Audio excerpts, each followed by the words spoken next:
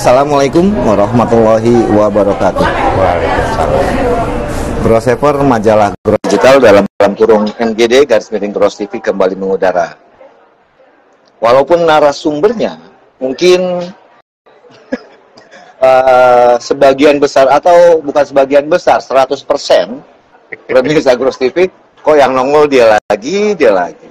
Itu biarin lah. Justru lu lagi. Iya, lo lagi. Tapi nggak apa-apa, Kang. Dalam artian ini sebuah tantangan bagi yang mau diwawancara. Siap tidak diwawancara Gross TV? Buka-bukaan secara live mengenai apapun, mau keilmuan, mau organisasi, mau permasalahan, siap tidak? Nah, oke, Grosshopper sesuai dengan judul yang tema yang Gross angkat saat ini, apa akibat dari tidak sahnya Kongres ke-24 Ikatan Notaris Indonesia dari sudut pandang salah satu bakal calon ceritanya balon Dewan Kehormatan Pusat periode 2003-2026, yaitu Kang UN. Saya nggak panggil gelar panjang-panjang karena pemirsa pasti sudah hafal. Kang, sebelum saya masuk ke sana nih, kalau dari kacamata Kang Udin nih, Kang Udin kan sebagai balon, salah satu balon lah ya. Tembus kalau nggak salah nomor urut ke-6, betul nggak? Dapat nomor urut ke-6, karena dilihat dari jumlah suara, nomor 6. Dari kacamata Kang Udin, pra ya, saya belum bicara pasca, tapi pra Kongres 24 YNI bagaimana? Menurut kacamata Kang Udin, betul nggak namanya Kongres atau ada nama lain Kongres luar biasa? Ya, sebetulnya selalu saya sampaikan dari awal. Nyapa dulu dong. Oh ya, sorry. Rekan-rekan. Walaupun udah sering muncul. Assalamualaikum warahmatullahi wabarakatuh. Salam sehat semuanya ya. Sehat, Kang.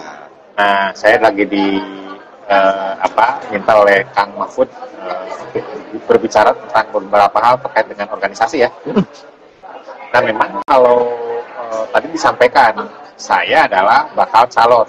Betul. Yang sudah disampaikan pada saat prakongres di Pekanbaru ya. Betul, Pekanbaru. Si Sahat, Dr. Sahat gitu ya, sebagai ketua waktu itu menyampaikan. Salah satu yang kemudian menjadi bakal calon itu adalah saya. Nah, berikutnya juga tentu dalam beberapa kesempatan terkait dengan sosialisasi bakal calon tadi gitu ya, sudah juga beberapa kali saya hadir. Oh, yang di Bidakara ya? Bidakara, sebelumnya ya Bidakara hadir, kemudian juga di Sahid ya, kalau nggak salah, bukan Sahid ya, Kartika Chandra pada saat pengambilan nomor urut. Kartika Chandra, bukan di Bidakara? Bukan Bidakara itu sosialisasi. Oh, Bidakara sosialisasi, di Kartika Chandra pengambilan nomor urut. Oke, lanjut. Saya waktu itu dapat nomor urut. Nah, artinya dari sudut proses gitu ya, saya sudah ngikutin. Karena juga kan sudah saya sampaikan juga ke surat-surat terkait dengan pengurusan bakal calon DKP tersebut gitu ya. Kenapa saya mengurus? Kenapa saya juga mempedulikan itu? Karena memang itu adalah suara dari daerah. Suara dari rakyat Ikatan Notaris Indonesia, anggota yang memilih saya, meminta saya untuk menjadi anggota DKP. Tentu suara-suara dari masyarakat INI tadi, suara-suara dari daerah tadi sangat saya hargai. Setuju. Ya, makanya kenapa kemudian saya mempersiapkan atau menyiapkan dokumen-dokumen terkait dengan penyerahan berkas DKP tadi. Tidak dalam posisi saya mencari jabatan, mencari kekuasaan, tidak sama sekali. Kalau tidak untuk kepentingan anggota, untuk kepentingan teman-teman yang sudah merekomendasikan saya sebagai calon DKP, tentu saya tidak ingin menaruh kepercayaan ke Kang Udin lah ya. Ya, karena saya sedemikian menghargai mereka yang mengusulkan saya sebagai anggota DKP, itulah yang kemudian kenapa saya ikut dalam kontestasi tersebut.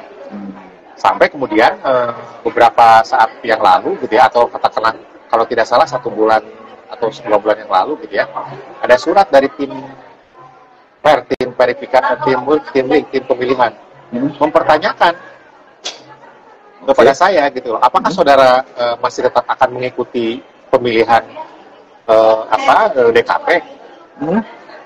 Itu lewat surat, lewat email. Kang, maaf saya potong, ya. izin saya potong. Bukannya untuk kesediaan itu 1 jam sebelum kongres biasanya? Persis, persis. Itu yang kita kan belum dalam posisi kongres, ya, tidak dalam posisi ke arah kongres gitu ya. Tapi sebelumnya mereka sudah meminta kesediaan saya, apakah akan dilanjutkan? Itu saya dengan nada marah dong, bikin surat juga balasan kepada tim lead. Ya, Saya betul. sampai komplain ke Bu Dr. Yulisa, Bu Yulisa, kenapa sampai saya diberikan surat seperti ini? Dipertanyakan lewat surat. Dipertanyakan lewat ini, karena saya telepon si Sahat juga tidak direspon, tidak pernah diangkat. Oke. Saya sampai kemudian mengkonfirmasi ke Ibu Kresna Sari ya kalau tidak salah. Hasna. Sekretaris. Oh, Mbak Hasna. Bukan Kresna Sari. Kresna Sari. Mempertanyakan juga, gitu ya. Akhirnya saya buat surat dong. Buat surat, saudara seharusnya lebih bijaksana. Saya memperhatikan suara-suara dari masyarakat di daerah. Ya, Teman-teman anggota. Dengan catatan itu berarti kan harusnya mereka paham. Karena ada beban kepercayaan dari teman kepada saya untuk kemudian, atau mereka yang kemudian memilih atau mengusulkan saya sebagai anggota DKM. Berarti kan anggota punya harapan ke Kang Udin. Ya, dengan sendirinya, sedikit apapun, sekecil apapun amanah atau kepercayaan yang diberikan oleh teman-teman di daerah itu tentu harus dihargai dong. Setuju. Bukan dikeberi dengan cara-cara yang tidak beradab seperti itu. Setuju. Itu saya tidak tahu apa motivasi mereka itu berlaku seperti itu. Tapi Kang Udin jawab nggak surat dari PP? Jawab sama saya. Saya jawab ke mereka, mestinya saudara itu bijaksana. Jangan kemudian seperti itu. Bijaksana itu artinya berarti kan harus dewasa lah. Bukan karena kemudian saya yang selalu protes, selalu mengkritisi, kemudian dianggap sebagai musuh. Mengkritisi kan bukan berarti membenci. Persis. Dia tidak kurang memahami konteks bagaimana kemudian berorganisasi dengan baik. Yang namanya mengkritisi, yang namanya kemudian memberikan respons terkait dengan ketidakbenaran, sesuatu yang memang justru diperlukan dalam berorganisasi. Ya, karena kan itu memberikan masukan. Iya, ada yang masuk ke dalam proses kongres loh. Ya. Sementara memang kongres itu sendiri kan saya belum menyatakan setuju atau tidak setuju kan. Tapi dalam beberapa tulisan saya, dalam beberapa wawancara dengan Pak Mahfud, forumnya sebetulnya udah keliru kalau kemudian itu adalah kongres. Harusnya kongres luar biasa. Ya, sudah. Itu udah pernah. Karena kalau udah lewat waktu, nggak ada namanya kongres. Namanya kongres karena luar kemudian biasa. yang disebut sebagai ketua umum atau PLT ketua umum, siapapun silahkan. Mau Bu Yuwalita, mau siapa tidak mempermasalahkan orang. Tidak mempermasalahkan persut.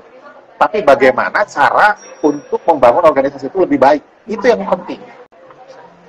Apalagi sekarang Pak Menteri kan sudah menyatakan bandel.